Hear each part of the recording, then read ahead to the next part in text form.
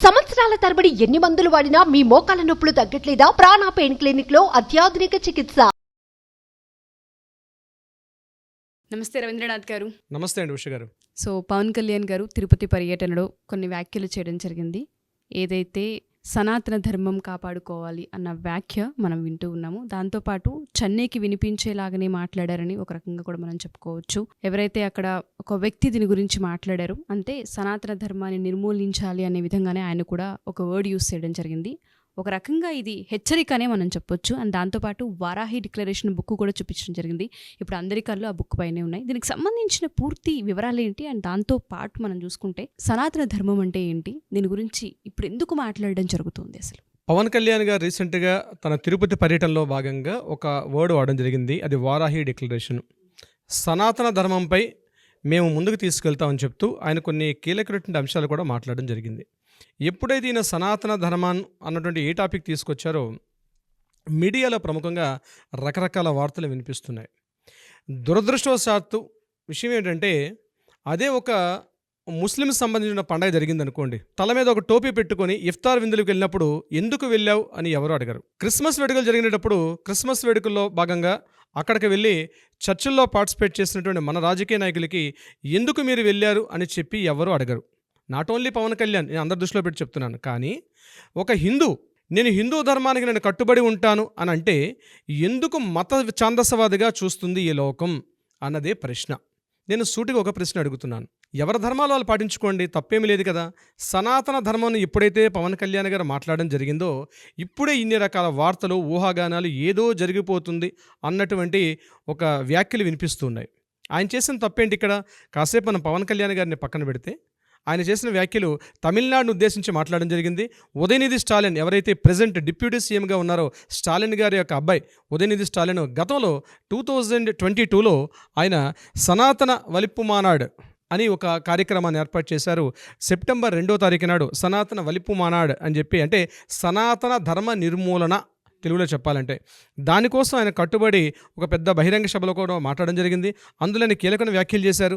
ముఖ్యంగా ఈ సనాతన ధర్మం అన్నది ఒక దోమ లాంటిది, దీనివల్ల డెంగ్యూ, చికెన్ గున్యా ఇట్లాంటి వ్యాధులు ప్రబలుతాయి, కాబట్టి ఈ సనాతన ధర్మాన్ని నిర్మూలించాలి అని బహిరంగంగా చెప్పడం జరిగింది.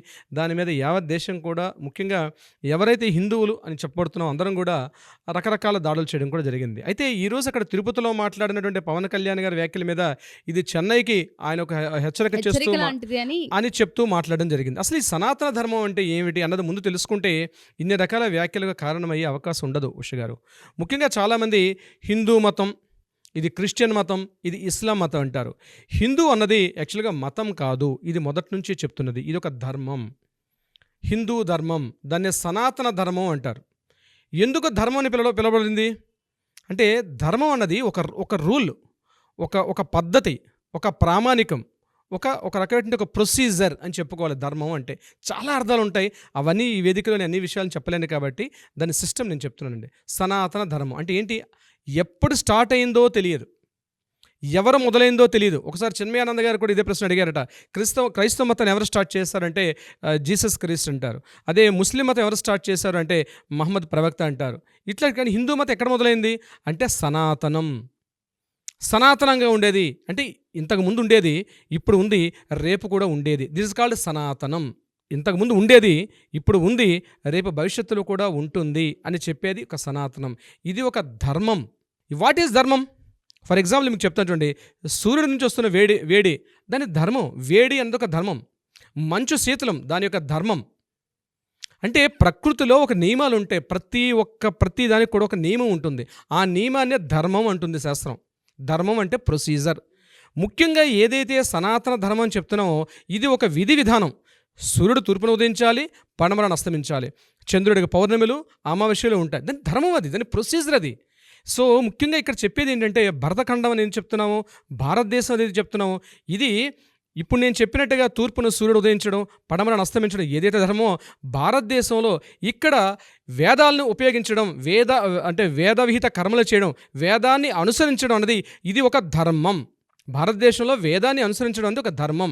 ఎందుకు నేను ఇంత గట్టిగా చెప్పాల్సిన అవసరం వస్తుందంటే భారతదేశంలో ఉన్నటువంటి ఏదైతే ఈ హిందూ నాగరికత, ధర్మానికి ఇంకొక అర్థం నాగరికతగా వస్తుంది. హిందూ నాగరికత ఏదైతే ఉందో ముఖ్యంగా నదీ తీర ప్రాంతాల్లో ఉండే నాగరికతలు, ఈజిప్షియన్ నాగరికత, నైలు నదీ పరివాహం ఉండేది, అలాగే మెసపటోమియా సివిలేషన్, రోమన్ సివిలేషన్, అలాగే మీకు రకరకాల సివిలేషన్స్ వచ్చాయి.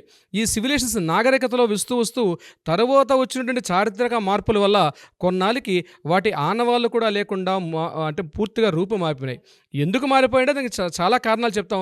అదొక ఎపిసోడ్ అవుతుంది. మనం నెక్స్ట్ ఎపిసోడ్స్లో మనం వాటి గురించి డీటెయిల్గా మాట్లాడదాం. అంటే వాటి యొక్క ధర్మాలు ఏవైతే ఉన్నాయో ఆ ధర్మాలు అన్నవి కొద్దిగా కాలక్రమేణా మార్పులకు లోనైంది. కానీ భారతదేశంలో ఉన్నటువంటి ఈ సనాతన ధర్మం అని ఏదైతే మనం చెప్పుకుంటున్నామో ఈ సనాతన ధర్మం ఎప్పుడు మొదలైందో తెలియదు, ఎప్పుడు నడుస్తుందో తెలియదు, మరలా భవిష్యత్తులో ఇలాగే ఉంటుంది అని చెప్పడానికి ఈ సనాతన ధర్మం అని చెప్తున్నారు.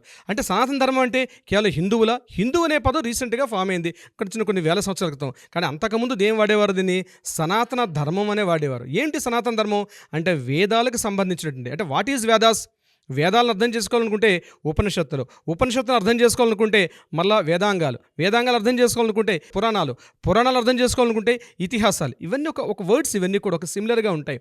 అర్థం చేసుకోవడం కోసం ఒక్కొక్కటి దీని యొక్క మార్పు చెందుకుంటూ వస్తున్నాయి. కానీ ఏదేమైనప్పుడు కూడా అనాదిగా ఉండేది ఈ సనాతన ధర్మం.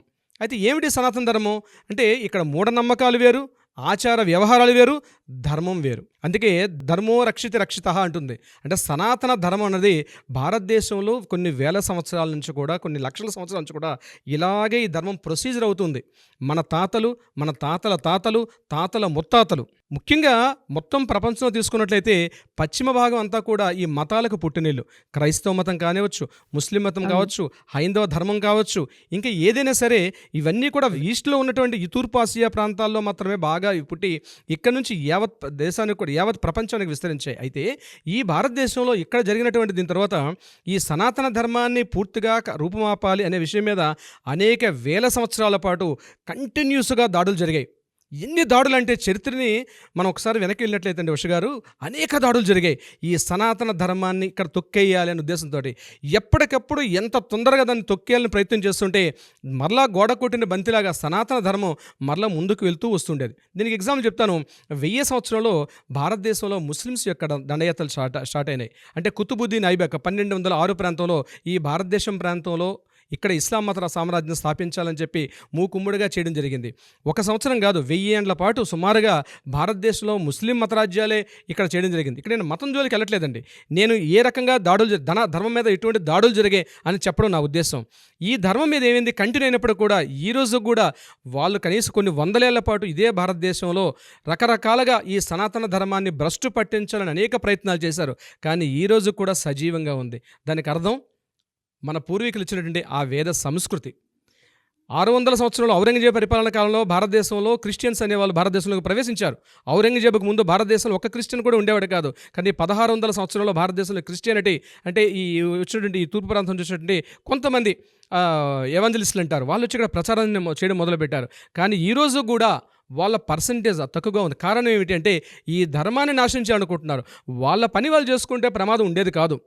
మూలాల్ని ధర్మాలని ఎప్పుడైతే దాన్ని కించపరదు అనుకుంటారో అప్పటికప్పుడు మళ్ళీ డెవలప్ అవుతుంది. అంటే దీనికోసం ఇది ఒక రాకెట్ సైన్స్ ఏం కాదండి ఉష గారు. అర్థం చేసుకోవాలనుకుంటే మన ఇంట్లో మార్నింగ్ టు ఈవినింగ్ వరకు మనం చేసే దైనందిన కార్యకలాపాలు ఉంటుంది. ఫర్ ఎగ్జాంపుల్ మీకు చెప్తాను, తెలంగాణ ప్రాంతంలో బోనాలు. తెలంగాణ ప్రాంతంలో ఆషాఢ మాసం వచ్చేటప్పటికి, ఆషాఢ మాసం ఆ టైంలో బోనాలు ఏర్పాటు చేస్తారు. ఎవరు స్టార్ట్ చేశారండి ఈ బోనాలు? ఎవరు మొదలుపెట్టారు? అది ధర్మం, అది సనాతనం. సరిగ్గా మీకు ఇంకా కొద్దిగా చెప్పడానికి సాహసిస్తున్నాను. భారతదేశంలో ఎక్కువగా క్రిస్టియానిటీ ఎక్కడ ఉంటుంది? కేరళ ప్రాంతంలో ఉంటుంది.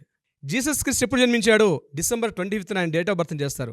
అటువంటిది ఎగ్జాక్ట్లీ భారతదేశంలో సరిగ్గా అదే సమయంలో 42 రోజుల పాటు దీక్షని వేసి మాలధారులై పూర్తిగా అయ్యప్ప అనుకుంటూ అదే కేరళ ప్రాంతానికి ఆ సేతు హిమాచలం వెళ్తారు. ఎవరు స్టార్ట్ చేశారు? లేదండి, ఆన్సర్ లేదు. ఇది మీరు చేశారా, నేను చేశానా, పలానా వ్యక్తి స్టార్ట్ చేశాడా? లేదండి. ఎప్పుడైతే ధర్మానికి హాని కలుగుతూ ఉంటుందో ఈ యొక్క భారతదేశానికి రక్షిస్తూ సప్తర్షి మండలం ఒక వైదిక సంస్కృతి మన తాత ముత్తాతల నుంచి ఉంది. వాళ్ళు ఎప్పుడూ రక్షిస్తూ ఉంటారు ఈ ధర్మానికి, ఈ సనాతన ధర్మానికి ఎప్పుడూ రక్షిస్తూ ఉంటారు. ఈరోజు మీరు మన ఉమ్మడి ఆంధ్రప్రదేశ్లో తీసుకోండి, మన ఆంధ్ర కానీ తెలంగాణ కానీ తీసుకోండి. సరిగ్గా మీకు అదే టైంలో ఈ జీసస్ క్రీస్తు ఇట్లాంటి చేసే అంటే ముఖ్యంగా జన్మదినోత్సవాలు చేసే టైంలో భవానీ మాలలు వేసి ఇంద్రకీలాద్రి పర్వతానికి వెళ్తారు. ఒక్కసారి పూర్తిగా ఎర్ర రంగు దుస్తులు ధరించి చేస్తారు. అంటే ఇవన్నీ ఎవరు స్టార్ట్ చేశారండి? ఏ ఒక్క వ్యక్తి వల్ల సాధ్యమా? ఒక వ్యక్తిని ఎదురుగుండా వ్యక్తిని మార్చలేదు. అంటే నేను ఉద్దేశం ఏంటంటే భారతదేశానికి ఇప్పుడు మనం చూస్తున్న చాలా స్వల్పం 0.1%, కానీ మన సనాతన ధర్మం మీద అనేక దాడులు, అనేక వేల సంవత్సరాలు. కానీ ఏమైంది? ఇప్పుడు మనం అనుకున్నటువంటి ఈజిప్షియన్ కల్చర్ కావచ్చు, మెసొపటోమియన్ కావచ్చు, లేకపోతే రోమన్స్ కావచ్చు, వీళ్ళందరూ కూడా ఈ దాడుల వల్ల ఈరోజు వాళ్ళ నాగరికతలే కనుమరుగైపోయాయి. కానీ అప్పటికి ఇప్పటికి సజీవంగా ఉండేది సనాతన ధర్మం. ఇక మన దేశానికి వచ్చినట్లయితే తమిళనాడు, ఇప్పుడు మీరు మాట్లాడుతున్న తమిళనాడు ప్రాంతంలో ముఖ్యంగా ద్రవిడోద్యమం జరిగింది ఉధృతంగా. రామస్వామి నాయకర్ గారి ప్రాంతంలో అద్భుతమైన ద్రవిడోద్యమం నడిచింది. ఆ టైంలో కరుణానిధి గారు దీనిలో కీలక పాత్ర పోషించి గొప్ప కవితలు ఎన్నో రాసేవారు. ద్రవిడ ఉద్యమం నడిచింది అద్భుతంగా. అంటే రాముడు అనేవాడు లేడు, కృష్ణుడు అనేవాడు లేడు, అసలు పూర్తిగా ఇదంతా ఒక అశుద్ధం అన్నట్టుగా మాట్లాడేవారు. కానీ ఈ రోజుకు కూడా తమిళనాడులో ఉన్నటువంటి దేవాలయాల సంస్కృతి ఇప్పటికి కూడా ఉంది. నేనేమంటానంటే మతం వేరు, ధర్మం వేరు. ఇక్కడ రెండింటినంటే గుళ్ళు కడితేనే హిందూ మతమా, లేకపోతే రోజు గుడికి వెళ్తేనేనా, రోజు దైవారాధన చేయాలా, దీపం, ఇవన్నీ కూడా ఆచారాలు. ఆచారం వేరు, సంప్రదాయం వేరు, ధర్మం వేరు. ధర్మాన్ని ఎప్పుడైతే మనం ఆ మూలాలు పోగొట్టుకుంటామో అప్పుడే డెఫినెట్గా ఏదో ఒక తెలియని ఒక అతీంద్రియ శక్తి దీన్ని మరలా కంట్రోల్ చేయడానికి ఒక సప్తర్షి మండలం నుంచి వచ్చే అవకాశం ఉంటుంది. నేను చెప్పిన మాట కాదండి, పెద్ద పెద్ద వేదాంత పండితులు దీన్ని ఎప్పుడు అవకాశం పెట్టి చెప్తున్నారు. ఈ రోజు జరుగుతున్నటువంటి విషయానికి మనం వచ్చినట్లయితే, ఇప్పుడు మన సమకాలీన సమాజంలో జరుగుతున్న విషయానికి వస్తే, సనాతన ధర్మం అంటే అదేదో పెద్ద బూచిగా మాట్లాడడం జరుగుతుంది. ఎందుకండి భయం? ఎందుకు వాళ్ళకి భయం? ఎప్పటికీ కూడా అల్పసంఖ్యాక వర్గాలను రక్షించుకోవాలి, మైనార్టీని రక్షించుకోవాలి. అవును, గర్భంలో చరిత్రలో చాలా దారుణాలకి అల్పసంఖ్యాక వర్గీయులు చాలా రకాల అణగదొక్కబడ్డారు. వాళ్ళని ఎలా బయటకు తీసుకురావాలని ఆలోచించాలి తప్పించి దీనికి ప్రత్యామ్నాయం అంటే అదిగో మీకు కాలుకి దెబ్బ తగిలిందంటే కాలు తీసారంటే వైద్యం కాదు కదా. ఈరోజు జరిగింది సమాజంలో, ఈరోజు అల్పసంఖ్యాక వర్గాలు చాలా ఇబ్బందులు పడ్డారు. అవును, దానికి చారిత్రకంగా జరిగిన ఆధారాలు ఒప్పుకుందాం. కానీ దానికి రెమెడీ పూర్తిగా మనిషిని చంపేయడం కదా. ఒక కాలుకి గాయం తగిలిందంటే మనిషిని చంపేయడం కాదు కదా. సనాతన ధర్మం అన్నటువంటి ఏదైతే ఒక వైదిక ధర్మం ఉందో దీనికి, అందుకే మీకు భగవద్గీతలో ఫస్ట్ శ్లోకం ఉంటుంది, ధర్మక్షేత్రే కురుక్షేత్రే సమవేత యుత్సవ మామకా పాండవైశ్చైవ కిం కుర్వత సంజయ. అంటే భగవద్గీత ఫస్ట్ శ్లోకం ధర్మక్షేత్రే, ధర్మంతో స్టార్ట్ అవుతుంది. చిట్ట చివరి అదే పదంలో ఎండింగ్ వర్డ్ సంజయ అంటే జయం. అంటే ధర్మంతో స్టార్ట్ అవుతుంది, జయంతో ఎండింగ్ అవుతుంది. అంటే ధర్మమే జయిస్తుంది. ఈ మధ్యంతా కూడా రకరకాల కార్యకలాపాలు ఉంటాయి. మనుషులు పుడుతుంటాం, మరణిస్తుంటాం, జీవులు పుడుతుంటారు, రకరకాల వ్యవస్థలు వెళ్తుంటాయి. చిట్ట చివరిగా మిగిలేది ధర్మం జయిస్తుంది. గీతా శ్లోకం కూడా అర్థం అదే. సనాతన ధర్మం అంటే ఇక్కడ మతాలు వేరు, ధర్మం వేరని చాలా క్లియర్గా కనిపిస్తోంది. ప్రజెంట్ సిచ్యుయేషన్ కనుక మనం చూస్తే పవన్ కళ్యాణ్ గారు ఎందుకు దీన్ని చేపట్టారు, ఎందుకు ఇప్పుడు దీన్ని లేవనెత్తారు, దీనికోసం ఎందుకు పునరావృతం అవుతూ ఉన్నారు, దీని వెనుక ఆంతర్యం ఏమిటి అసలు? రాజకీయ కోణంలో చూసుకుంటే రకరకాల విపరీతార్థాలు కనిపిస్తాయి ఉష గారు, రాజకీయ కోణంలో చూసినట్లయితే. కానీ బహుశా మరి ఆయనకి ఏం జరిగిందో తెలియదు. నేను ఇందాక మీకు స్టార్టింగ్ చెప్పినాడు, సప్తర్షి మండలం నుంచి ఏదో ఒక విశేషం జరుగుతుంది. ఎవరో ఒక మహానుభావుడు, ఒక టైంలో శివాజీ జన్మించారు, మరొక టైంలో సమర్థ రామదాసు, శివాజీ, మహానుభావులు కొంతమంది, ఒక వివేకానందుడు. వీళ్ళు ఏం చేశారంటే ఈ ధర్మాన్ని ప్రతిష్టాపన చేసేసి కొన్ని వందల సంవత్సరాల పాటు అవి ముందుకు వెళ్ళడం కోసం అని చెప్పి వాళ్ళు దాన్ని ప్రచారం చేసుకుంటూ వెళ్ళిపోయారు. బహుశా ఇప్పుడు జరుగుతున్న సమయంలో నేను పవన్ కళ్యాణ్ వాళ్ళతో పోల్చడం నా ఉద్దేశం కాదు, కానీ మార్పుకి నాంది అనేది ఎక్కడో దగ్గర జరగాలి. బహుశా ఆ కృత్యం తీసుకునే పవన్ కళ్యాణ్ గారిని మనం ఈ విషయంలో బహుశా రకరకాల మంది విభేదించవచ్చు. నేనేమంటున్నానంటే మతం వేరు, ఆచారం వేరు, సంప్రదాయం వేరు, ధర్మం వేరు. భారతదేశంలో ఉన్నది సనాతన ధర్మం, అందరినీ కలుపుకుని వెళ్ళే ధర్మం ఇది. అందరినీ కలుపుకొని వెళ్ళాలి. నేను ఎక్కువ నువ్వు తక్కువ అనే అంతరార్థం కాదు ఇక్కడ. ఎవరి మతం వాళ్ళదే. కానీ భారతదేశంలో నేను చెప్తున్న సనాతన ధర్మం వేరే. సనాతన ధర్మానికి మూలానికి కానీ ఏ రోజైనా అటువంటి ఇబ్బందులు గురి కాబడితే డెఫినెట్గా దానికి తగిన మూల్యం చెల్లించుకోవాలి. ఈరోజు డెమోక్రటిక్ గవర్నమెంటు ఒక 100 సంవత్సరాల క్రితం రాజరికం పరిపాలన, అంతకుముందు ఇంకా నిరంకుశ రాజులు. ఈ భారతదేశానికి అనేక వేల సంవత్సరాలు తీసుకుంటే రకరకాలటువంటి కృత్యాలు చూస్తుంది. ఈరోజు డెమోక్రటిక్ ఒక గవర్నమెంట్ నడుస్తుంది. అంతే. ఇక్కడ రాబోయే రోజుల్లో ఇంకేం మార్పులు ఉంటాయి తెలియదు. సో ఇప్పుడు ఉన్న వాటిలో మనం ప్రొటెక్ట్ చేసుకోవాల్సిన బాధ్యత మనది. ఇందాక నేను చెప్పినట్టుగా కాలికి గాయం తగిలితే మనిషిని చంపడం కాదు, ధర్మాన్ని నిలబెట్టుకోవాలి. ఇప్పుడు మీరు అడిగిన ప్రశ్నకి పవన్ కళ్యాణ్ గారి విషయానికి వస్తే రాజకీయ కోణంలో రకరకాల విపరీతాలు ఉండొచ్చు. రాజకీయ ప్రయోజనాలు ఆశించి రకరకాలుగా మాట్లాడుకోవచ్చు. బట్ ఏదైతే అక్కడ తమిళనాడులో జరిగిన సనాతన ధర్మ నిర్మూలన అంటే ఎంత ధైర్యం ఉండాలండి వాళ్ళకి ఆ వర్డ్ వాడడం అంటే, సనాతన ధర్మ నిర్మూలన కార్యక్రమం చేపడుతున్నామంటే ఎవరిని మీరు సాధించాలనుకుంటున్నారు? అది సాధ్యమా? ఇంపాసిబుల్. ఇదే ఒకసారి మేము హరిద్వార్లో ఋషికేశ్ ఆశ్రమంలో గీతాశ్రమంలో మాట్లాడినప్పుడు ఆయన ఇప్పుడు నేను మీతో చెప్పిన విషయాలు చెప్పారు. ఈ ధర్మాన్ని ఎవ్వరూ నాశనం చేయలేరు. అనేక వేల సంవత్సరాల పాటు చూసినట్లయితే ఈ ధర్మాన్ని నశింపచేయడం పని కట్టుకొని చేశారు. మీది అది వేస్ట్, మీ దేవుళ్ళ దండగా, మీ అది దండగా అని ఎంత క్రిటిసైజ్ చేస్తే అంతకంత డెవలప్ అవుతుంటుంది. చూడండి, ఇటీవల కాలంలో వినాయక చవితి తీసుకోండి, అమ్మవారి సంబరాలు తీసుకోండి, ఇలాగో ఇప్పుడు నవరాత్రులు ఉన్నాం కాబట్టి చెప్తున్నాను. అంతకంత పెరుగుతుంది తప్పించి ఎక్కడ తగ్గే వాతావరణం కనబడదు. అదే ధర్మం. దట్ ఈస్ కాల్డ్ సనాతన ధర్మం. ధర్మం అనేది విజయానికి నాంది, మీరు చెప్పినట్టుగానే. సో అదే ధర్మాన్ని కాపాడడానికి కోసం మాత్రమే ఈ ప్రయాణం అని ఆశించవచ్చని నేను అనుకుంటూ ఉన్నాను. దీనికి సంబంధించి ఇంకా మనకు కూడా వివరాలు రావాల్సి ఉంది. అసలు ఏ విధంగా ముందుకు తీసుకెళ్తున్నారు, అసలు ఈ ప్రచారంలో ఉన్న అంటే నియమం ఏంటి అని మనకి తెలియాల్సిన అవసరం ఉంది. Anyway, thank you so much sir. చాలా క్లియర్గా, చాలా నీట్గా ఎక్స్ప్లెయిన్ చేశారు. మతాలు వేరు, ధర్మం వేరు. ఏ మతమైనా సరే ధర్మం కోసమే ప్రయాణిస్తూ ఉంటుంటాం. అందరం ఐకమత్యం అనే దాన్ని యూస్ చేశారు. Thank you sir. Thank you so much. Thank you so much Usha గారు.